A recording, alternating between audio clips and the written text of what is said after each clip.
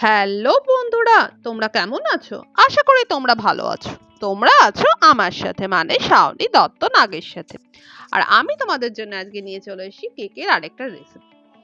আজ আমি কেকটা বানাবো, একদম স্টেপ বাই স্টেপ বানাবো। ফুল ডেকোরেশন কিভাবে করতে হয় সেটাও দেখাবো। তাহলে চলো দেখে নিই কিভাবে বানাতে হয় কেকটা।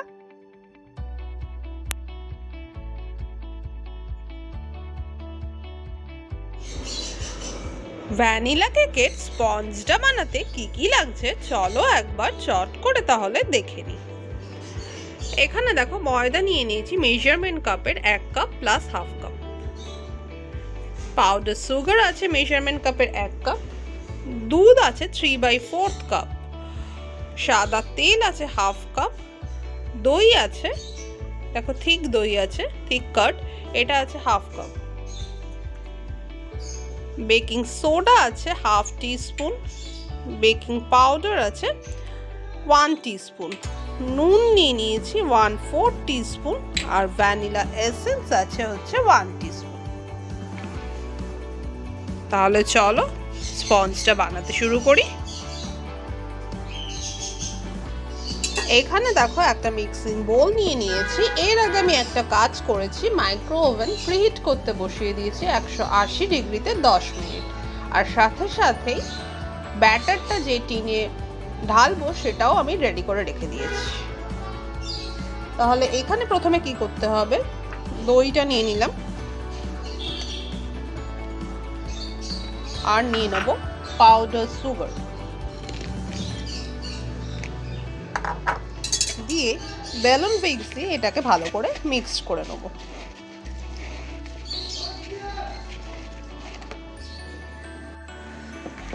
এটা দেখো মিক্সড করে দিয়েছি।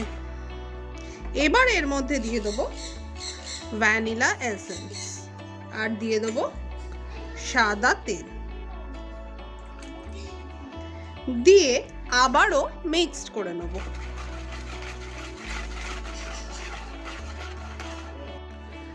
এটা দেখো মিক্সড হয়ে গেছে। এবার একটা স্ট্রেনার নিয়ে নিয়েছি, ওর মধ্যে দিয়ে দেবো ময়দা। ময়দাটা দিয়ে দিলাম বেকিং পাউডার, বেকিং সোডা আর দিয়ে দিলাম নুন, দিয়ে এটাকে ভালো করে স্টেইন করে নেব। এবার কম কম করে দুধ মিশিয়ে ব্যাটারটা রেডি করব।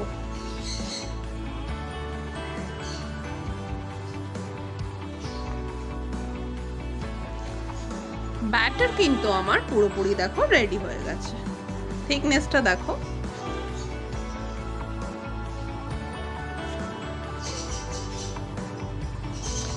এবার আমি এটা 8 ইঞ্চির মোল্ড, যেটা আমি আগে রেডি করে রেখেছিলাম, অয়েল লাগিয়েছি, তার উপর বাটার পেপার লাগিয়েছি, তার উপরে আবার অয়েল গ্রিস করে নিয়েছি। এর মধ্যে ব্যাটারটা আস্তে আস্তে ঢেলে নেব। দেখো ব্যাটারটা পড়ছে কিন্তু রিবনের মতো, তাহলে কিন্তু ব্যাটার কিন্তু একদম পারফেক্ট রেডি হয়েছে।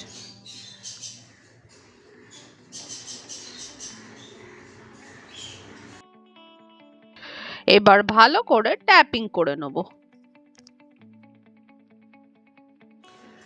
ট্যাপিং দেখো হয়ে গেছে।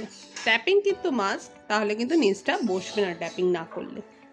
নিচটা সেট করার জন্য আমি ট্যাপিংটা করে নিলাম। এবার এটাকে বেক করব 180 ডিগ্রিতে 40 থেকে 45 মিনিট। মাঝে অবশ্যই দুবার চেক করব। তাহলে এটা বেক করে আমি আবার ফিরে আসছি।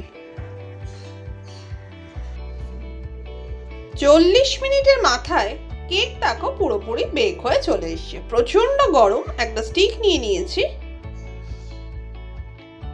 দেখো স্টিক একদম ক্লিয়ার এসছে। তাহলে কিন্তু কেক কিন্তু খুব ভালো বেক হয়েছে। এবার এটাকে আমি ঠান্ডা করব, ঠান্ডা করে ডিমোল্ড করব। এখানে দেখো একটা বাটি নিয়ে নিয়েছি, তার মধ্যে নিয়ে নেব 2 টেবিল স্পুন চিনি। চিনির পরিমাণ হচ্ছে 2 টেবিল স্পুন। আর এর মধ্যে দিয়ে দেবো হাফ কাপ জল দিয়ে দিলাম। দিয়ে এটাকে সাইড করে রেখে দেবো যতক্ষণ না চিনিটা গলে যায়। কেক দেখো পুরোপুরি ঠান্ডা হয়ে গেছে। এবার এটাকে ডিমোল্ড করে নেব।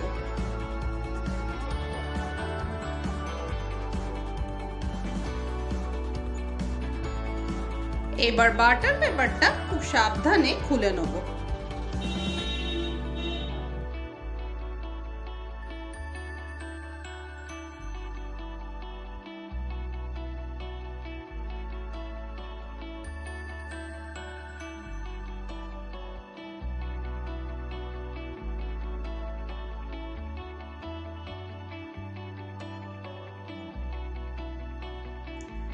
বাটার পেপার তো খুলে নিলাম। এবার কি করব, কেকটা স্লাইস করে নেব নাইফ দিয়ে। ওপরের পোর্শনটা ফার্স্টে কেটে নেব, তারপর আস্তে আস্তে স্লাইস করব।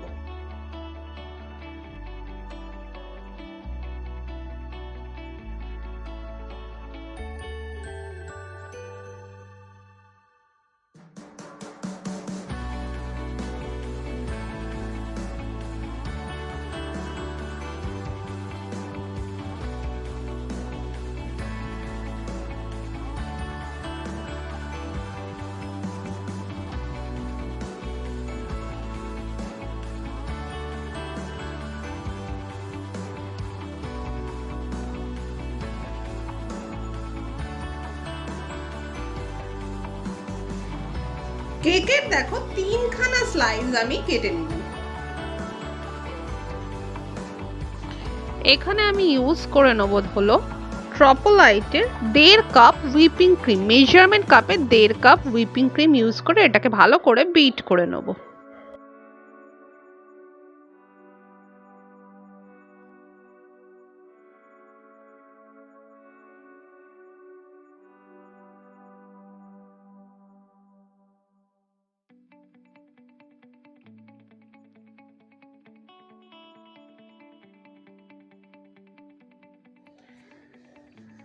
ক্রিম দেখো পুরোপুরি বিট হয়ে গেছে। বিট হয়ে দেখো ডাবল হয়ে গেছে। ক্রিম ভালো করে বিট হয়েছে কি করে বুঝবো, যদি দেখো আমি এরকম করলাম, ক্রিমটা যদি পড়ে না যায় তাহলে বুঝবে যে ক্রিম খুব ভালো করে বিট হয়েছে। এটা বিট করতে আমার সময় লেগেছে 3 মিনিট। আমি তো ট্রপোলাইটের ইউজ করেছি। ট্রপোলাইটের ক্রিমে কিন্তু অলরেডি সুগার দেওয়া আছে, সেই জন্য এর মধ্যে কিন্তু কিছু ইউজ করার দরকার নেই। এবার দেখো একটা টার্ন টেবিল নিয়ে নিয়েছি, এর মধ্যে নিয়ে নেব কেকের বোর্ড। তার মধ্যে প্রথমেই লাগিয়ে নেব সামান্য হুইপিং ক্রিম।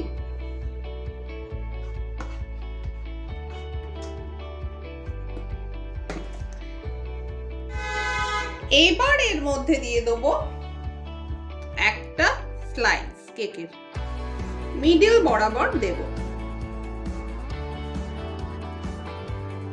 স্লাইসটা তো দিয়ে দিলাম। এবার যে সুগার সিরাপটা রেডি রেখেছিলাম সেটা এর মধ্যে দিয়ে দেবো।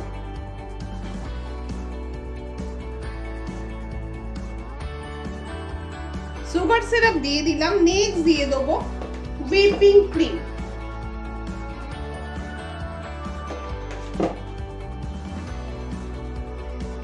দিয়ে প্যালেট নাইফের সাহায্যে এটা স্প্রেড করে নেব।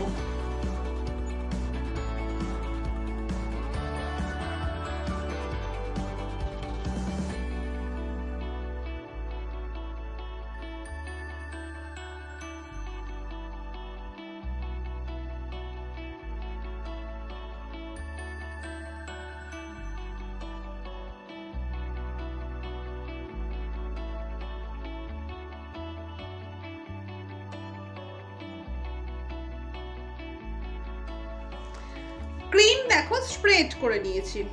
এবার দিয়ে দেবো ম্যাঙ্গো ক্রাশ।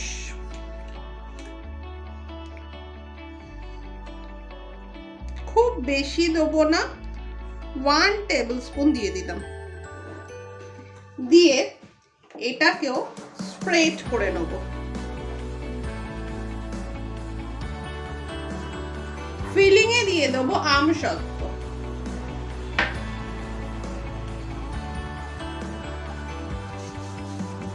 আমসত্ত্ব দেখো দিয়ে দিয়েছি। এবার নিয়ে নেব নেক্সট স্লাইসটা, দিয়ে খুব সাবধানে আস্তে করে বসিয়ে দিয়ে হালকা করে এইভাবে চেপে নেব।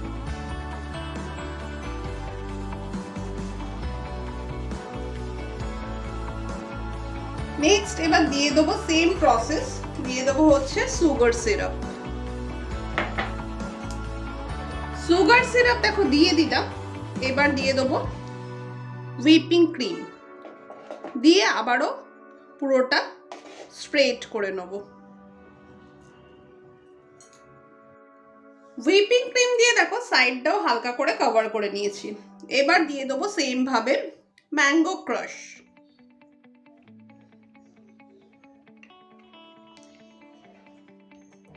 দিয়ে এটাও স্প্রেড করে নেব।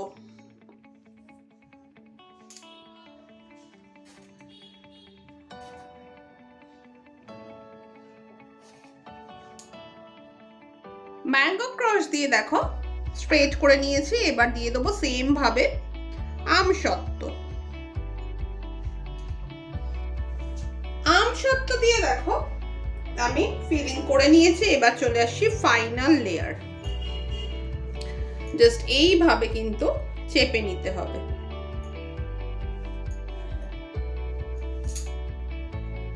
ফাইনাল লেয়ারে সুগার সিরাপ দিয়ে ভালো করে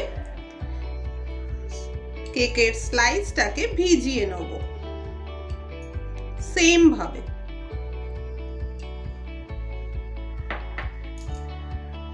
সুগার সিরাপ দিয়ে ভিজিয়ে নিলাম। এবার দিয়ে দেবো হুইপিং ক্রিম, দিয়ে পুরোটা কভার করব, ক্রাম্বল কোটিং করব, সাইডটাও কিন্তু কভার করে নেব।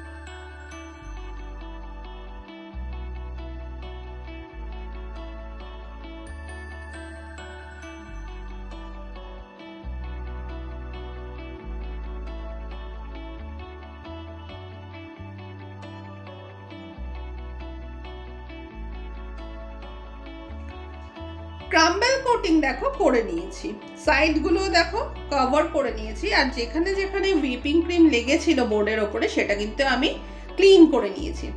এবার এটাকে কি করব, হাফ অ্যান আওয়ারের জন্য ফ্রিজে সেট করতে দেবো প্রথম লেয়ারের ক্রিমটা। তাহলে আমি হাফ অ্যান আওয়ার পর আবার ফিরে আসছি। 100 গ্রাম এখানে নিয়ে নিয়েছি হচ্ছে মোডের ডার্ক কম্পাউন্ড, যেটাকে ছোট ছোট করে আমি কেটে নেব।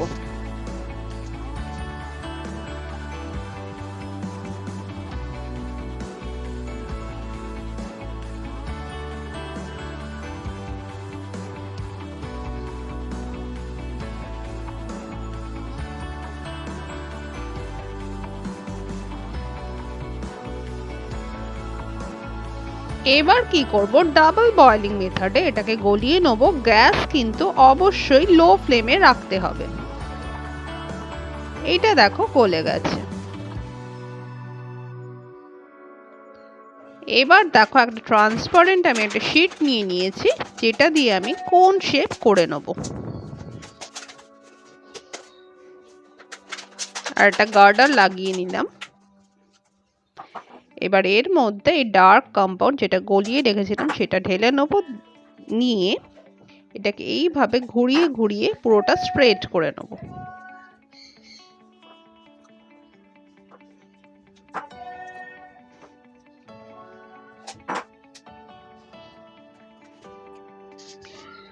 এক্সট্রা ডার্ক কম্পাউন্ডটা আমি এইভাবে ঝরিয়ে নেব, নিয়ে এবার এটাকে গ্লাসে দাঁড় করিয়ে রেখে দেবো। সেম ভাবে আমি ইউজ করেছি একটা মাফিনের মোল্ড, যেটা দিয়ে আমি মাফিনের শেপের আরেকটা কাপ বানিয়ে নেব।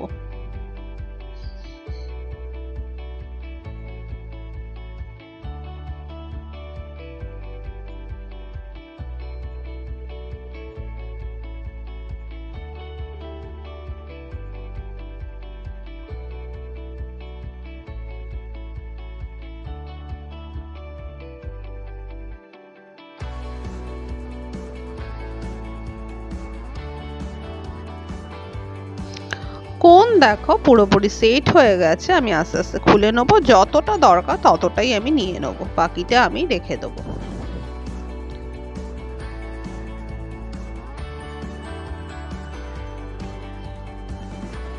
আর এখানে দেখো মাফিনের মোল্ডটাও সেট হয়ে গেছে, এটাও খুব সাবধানে খুলে নিতে হবে। মাফিন বা কোনের যে মোল্ডটা আমি তৈরি করলাম সেটা কিন্তু যদি আমি রুম টেম্পারেচারে রাখি তাহলে কিন্তু সেটা আমার হাফ অ্যান আওয়ার সময় লাগবে, আর যদি ফ্রিজে রেখে এটা সেট করি তাহলে কিন্তু 10 মিনিটেই হয়ে যাবে।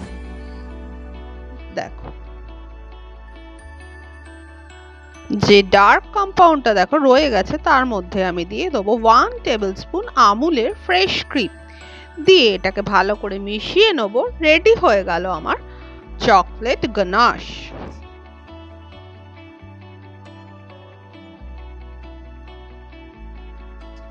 কেকের যে ফোলা অংশটা বেরিয়েছিল তার মধ্যে আমি মিশিয়ে নিয়েছি হচ্ছে 1 টেবিল স্পুন হুইপিং ক্রিম, দিয়ে এটাকে ভালো করে মেখে নিয়েছি। এইটা কি করব এবার, এই যে মোল্ডটা বানিয়েছি যেটা মাফিনের মোল্ডটা তার মধ্যে দিয়ে দেবো, আর বাকি খানিকটা আমি আলাদা করে সরিয়ে রেখেছি। কেকের এক্সট্রা যে ফোলা অংশটা ছিল সেটা আলাদা করে বাকিটা সরিয়ে রেখেছি, সেটা অন্য কাজে ইউজ করব। হাফ অ্যান আওয়ার পরে দেখো ক্রাম্বল কোটিং সেট হয়ে গেছে। এবার বেশ খানিকটা আরো হুইপিং ক্রিম দিয়ে সেকেন্ড লেয়ার কোটিং বা ফাইনাল কোটিংটা কিন্তু আমি করে নেব।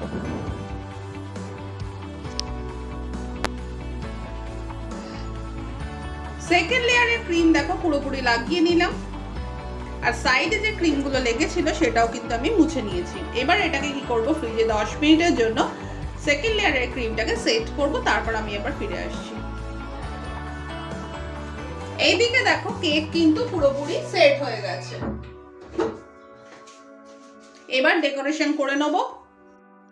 বাকি যে কেকের ফোলা অংশটা ছিল সেটা দিয়ে দেখো একটা লাড্ডুর মতো শেপ করে নিয়েছি, এটা ডেকোরেশনের কাজে আমি ইউজ করব।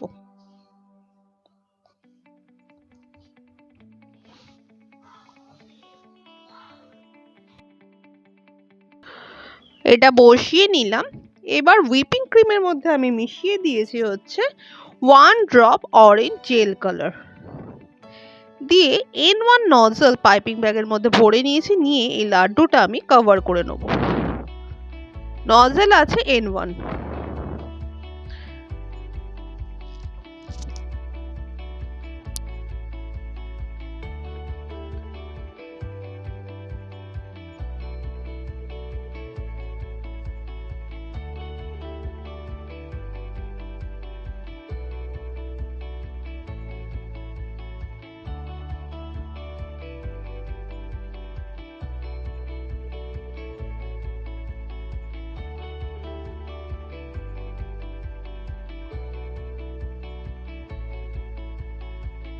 সেম ভাবে আমি হুইপিং ক্রিমের মধ্যে আমি দিয়ে দিয়েছি হচ্ছে 1 ড্রপ গ্রিন জেল কালার, আর নজল ইউজ করেছি আমি এখানে হচ্ছে নূরের লিভ নজল।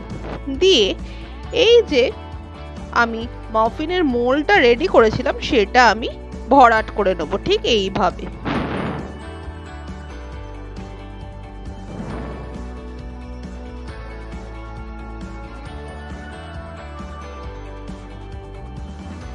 এখানে আমি ইউজ করছি হচ্ছে কেক স্লাইস, যার রেসিপি লিংক অবশ্যই তোমাদের ডেসক্রিপশন বক্সে আমি শেয়ার করে দেবো।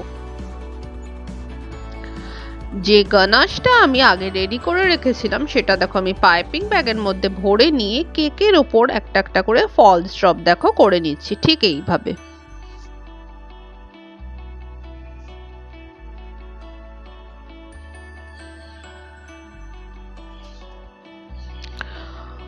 গানাশ দিয়ে দেখো কেকের তলাতেও একটা বর্ডার দিয়ে নিচ্ছি।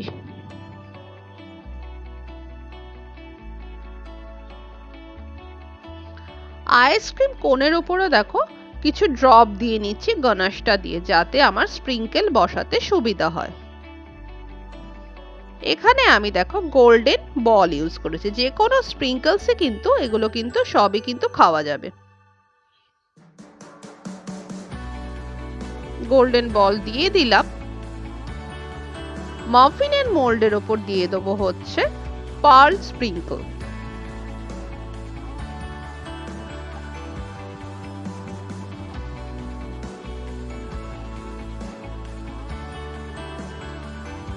আর দিয়ে দেবো হচ্ছে ছোট ছোট গোল্ডেন বল। আর কেকের কর্নারটায় দেখো বড় গোল্ডেন বল দিয়ে দেখো সাজিয়ে নেব। কেক দেখো পুরোপুরি কিন্তু রেডি উইথ ডেকোরেশন।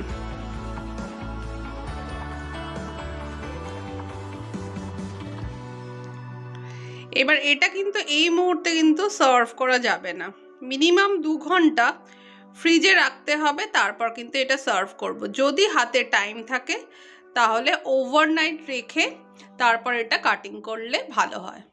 আমি 2 ঘন্টা রেখে সার্ভ করব। কেক দেখো পুরোপুরি কিন্তু সেট হয়ে চলে এসছে। তোমাদের একটু কাট করে দেখাই।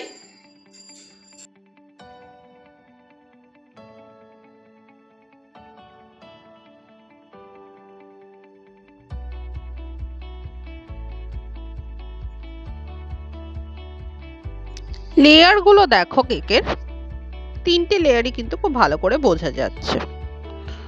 দেখো কতটা নরম হয়েছে দেখো কেকটা।